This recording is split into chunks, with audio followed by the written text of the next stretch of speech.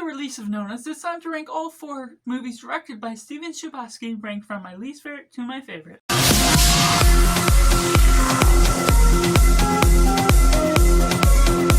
And welcome, Cinema, where we focus on a film. I'm Josh, this is Simply Cinema. Let me know down in the comments below how you'd rank Stephen Chbosky's film from your least favorite to your favorite. I'd love to know all your thoughts. We all have different takes, different interpretations of movies, so it's gonna be fun to get that discussion. But taking it in last place, we have Dear Evan Hansen.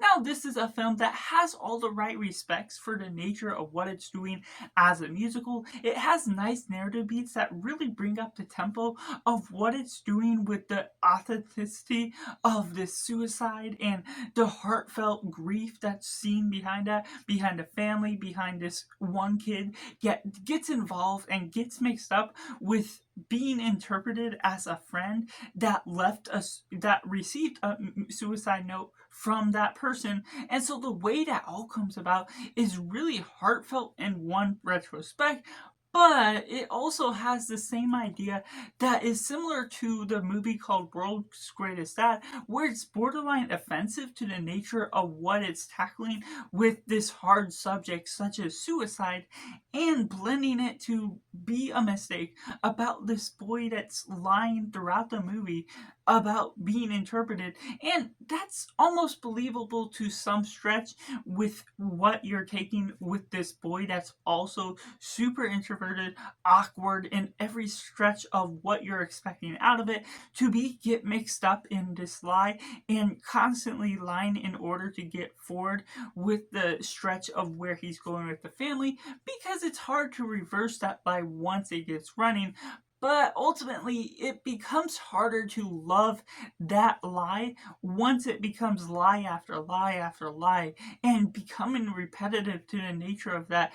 And while the soundtrack is fun and lively to what you're balancing in, it soon becomes mixed up with that lie and no longer becomes a fun, energetic film, because it's constantly going on with all the negative retrospects and tries to redeem itself by the end, when ultimately becomes sour in the taste that it's ultimately offering as a whole.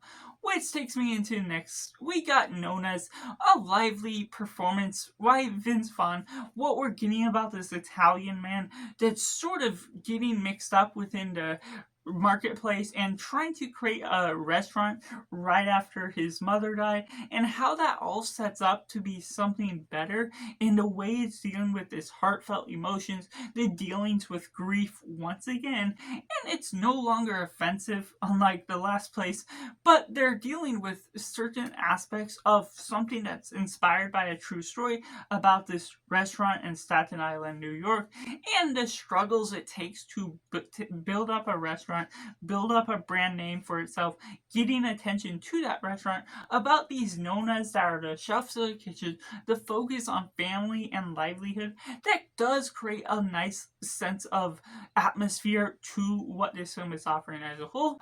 Now, it's nice that when you introduce the Nonnas right away, they aren't getting along very well with each other, which in one retrospect is realistic and good, but it also creates a startup to the film that doesn't necessarily feel lively. You don't love the characters right off the bat because they don't provide enough time beforehand to make you enjoy what the Nonnas are right off the bat, and then get all the bickering and fighting before they all settle in with each other. So it's expected in the way it comes about that, unfortunately, while it is believable and based on a true story that has all the merits to doing what it does feel repetitive to true stories of how predictable it comes out to be. And even when they go in a sense where it may go in a different direction, it all redeems itself by the end. Vince Vaughn is great in his performance. I love what the Nonna actors do just as well, but it doesn't feel like a huge standout movie after all. Which takes me in next. We got Wonder, a nice, authentic piece to what we're taking based on a novel, the facial deformity of this one kid, the heartfelt connection and hardship that you get from this boy that feels he can't fit in because all the lies and different things going about getting moved to a school for the first time that unfortunately goes about some hardships of getting acquainted with others, getting a sense of belonging within the family. Well, we get out Julia Garner and Owen Wilson as his parents just deliver on things that don't necessarily feel like they're adequate to be placed in all the right orders, but it's heartfelt within how it's dealing with the sentimentality of how you're dealing with outcasts and social requirements to the nature of awkward situation, but being able to hand out that in all the right manners and being sympathetic to the nature of how this boy was born, the way that he can't control what he is. And so the love you have for him is something that's strong and sentimental in a way that this film is directed in all the right proper manners, dealing up with something that's relatively predictable to run retrospect, but doesn't have the true story template that makes it stand out just a little bit more by the way it's dealing with all the heartfelt emotions that's ultimately coming about from when this film came out. Which that leads into my favorite Stephen Chbosky film, The Perks of Being a Wallflower. Something that comes out of left field, dealing with all of the same emotions and heartfelt touches that I've spoken about within the previous films, but doing it in such a grander scale and making it more down to earth.